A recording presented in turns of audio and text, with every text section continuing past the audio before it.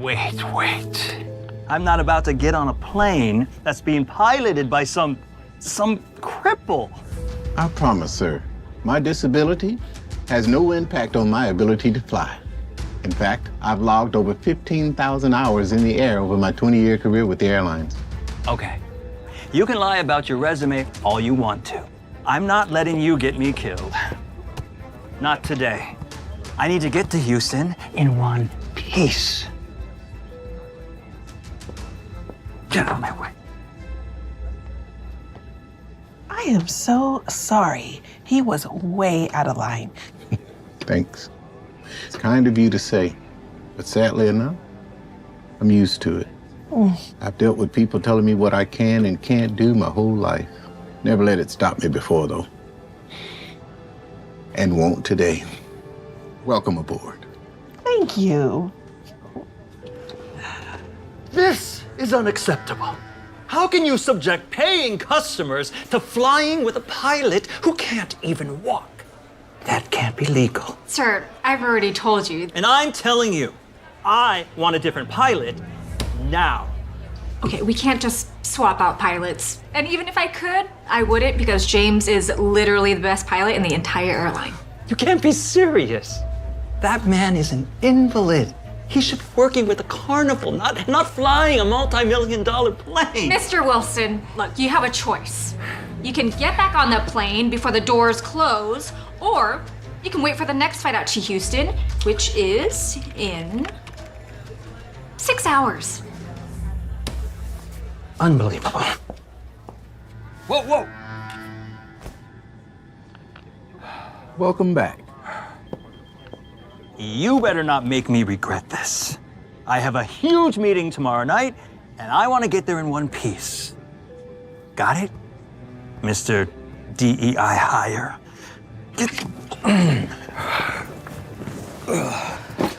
Can you believe that guy is a pilot?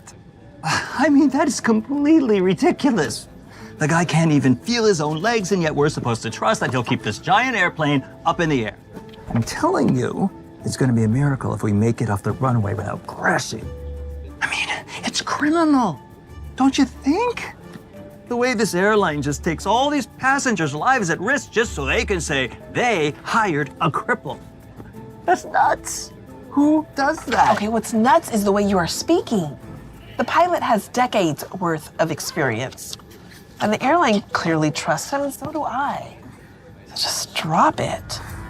You are as crazy as the airline. Don't call me crazy. Okay, then, you're an idiot. I mean, you have to be to think that any of this is acceptable.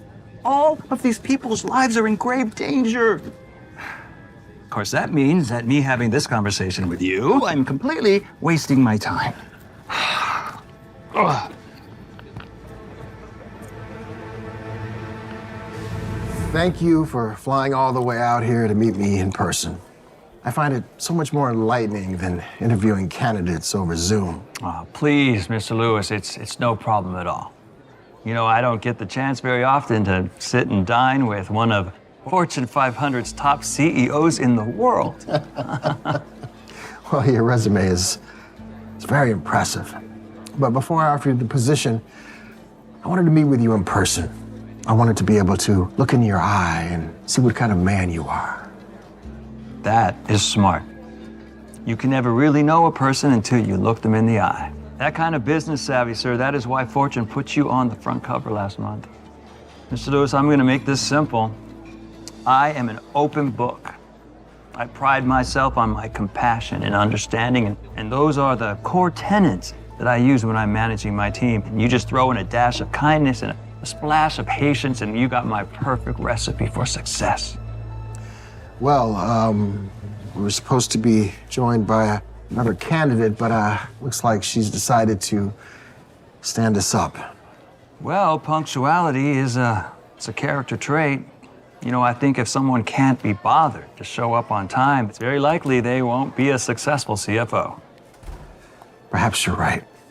I am so sorry to keep you waiting, Mr. Lewis. I got an Uber from the hotel, and someone rear-ended us, and then they just drove off. And then I just couldn't keep my driver in a lurch, so I stood with him until the cops came to back up his story. Wow. I'm just relieved that you're okay. Oh, thank you. It was a bit scary in the beginning, but I just knew I had to stay with him, you know, and he could have lost his job. Yeah. You again? Wait a minute. You two know each other? Yes. No. We sat next to each other on the flight. Oh, of course. My assistant booked both your flights at the same time. Please, sit. Okay. So, finally, here we are. You two are my top choices for the CFO position. Harry, your resume is very impressive. Jackie, your passion for your work is absolutely infectious. But as you can probably tell, I'm a little bit torn. That's why I wanted to meet the both of you in person. You see, I need to hear it from the horse's mouth. I need you to tell me, why should I pick you for this position? Well, it's simple, Mr. Lewis. You see, you have built a powerhouse company with a market cap in the billions. And what you need is someone with experience who can take your company to the next level. Someone who cares not only about the bottom line, but about the people below him. I am exactly that type of CFO, sir. Jackie? Well, I have wanted to work for you for many years. You see, your company changed my life and my father's. How did we do that? My father lost the use of his legs in an accident when I was a young girl, and it was hard for him at first. You see, prior to the accident, he was very active, but not having the use of his legs, that made him spiral into a depression.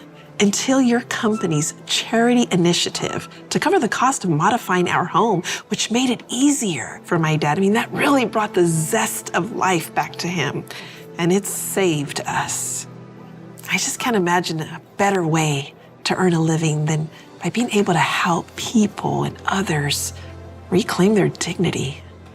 I can relate completely. You see, my cousin, he's in a wheelchair. And he got there from a terrible car accident. He had a rough time of it. You know, when I think about my cousin, I think about how he could have benefited from a company like yours, one that creates solutions for people with handicaps. And that is, sir, that is the main #1 reason I applied for this job in the first place. You've never mentioned that before. Well, I didn't want to brag. Well, that makes my decision that much more difficult. But unfortunately, I need someone with experience. I'd like to offer the job. Jimbo, is that you? What are you doing here? I had a layover in Houston tonight and thought I'd grab a steak. I thought you were out of town. I got back early, had to conduct an interview. Hey, won't you join us? Man, that fourth quarter was amazing. Oh, man. Oh. Hey, hello there. It's good to see you. Going somewhere, Harry? I just need to use the restroom. That voice sounds familiar. Oh, it's you. Wonderful. How do you two know each other? We don't. This gentleman caused a scene on my plane today. What kind of scene? He had a problem with cripple. His words, being his pilot. He tried to get me replaced. Mr. Lewis, it was just some sort of misunderstanding. Trust me. You must have misheard me. I certainly didn't mishear you when you said that we'd be lucky if we didn't crash on the runway. Or when you called him a DEI hire. Do you know how many times I've had to defend my brother against people like you? Brother? That's right. When my brother had his accident and was paralyzed, I saw how hard he worked to succeed despite his disability. It inspired me to form a company to help the disabled reclaim their lives. Jimbo is not just my brother. He's my inspiration. He's my hero. And to think, I would have given a monster like you a CFO job. What a disaster that would have been. Well, it's good to meet you again. Mrs. Brown was also on my flight. She was lovely, kind, and went out of her way to help me up when Mr. Wilson here put me down. Did she now? Well, I guess I found the perfect candidate to be my CFO. What do you think? Do you want the job? Yes, I'd love to. Thank you. Oh, come on. You can't be serious. If I were you, I'd be looking for a flight home. What do you mean? You already bought my you Canceled it. Now, shall we celebrate? Yes. Celebrate. Drinks are in the house, everybody.